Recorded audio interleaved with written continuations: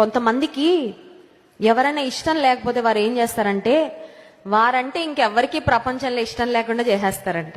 ఏంటండి, వాళ్ళకి ఎవరైనా ఇష్టం లేకపోతే, వారికి ఎవరి మీద శత్రుత్వం ఉంటే, ఇంకా వాళ్ళంటే ప్రపంచంలో అందరికీ అసహ్యం వచ్చేలాగా చేయాలని అదొక ప్రాజెక్ట్ గా పెట్టుకొని అందరికీ వెళ్ళి వారి గురించి చెడ్డ మాటలు చెప్తే ఎంత తప్పండి అది. బహుశా నీకు వారితో మనస్పర్ధలు వచ్చాయేమో, బహుశా నీకు వారితో అపార్థం ఏదో వచ్చిందేమో, నిన్ను బాధ పెట్టారేమో. బట్ దట్ డజంట్ మీన్ వాళ్ళు లోకం అంతటికి చెడు కాదు కదా. వాళ్ళ మంచి పేరుని పాడు చేయాలని దాన్ని ఎందుకు ప్రాజెక్ట్ గా తీసుకుంటున్నావు? దేవుడు చెప్పిన మాట ఏంటి, ఒకవేళ వాళ్ళు నిజంగా నీకు శత్రువులుగా వ్యవహరిస్తే నీ శత్రువులను ప్రేమించుడి, నిన్ను హింసించు వారి కొరకు ప్రార్థన. దేవా, వాళ్ళని మార్చయ్యా, వాళ్ళ తప్పు రియలైజ్ అయ్యేటట్లు చెయ్యి, సన్మార్గంలో నడిపించని చేయాలి. అంతే కదండి ప్రార్థన.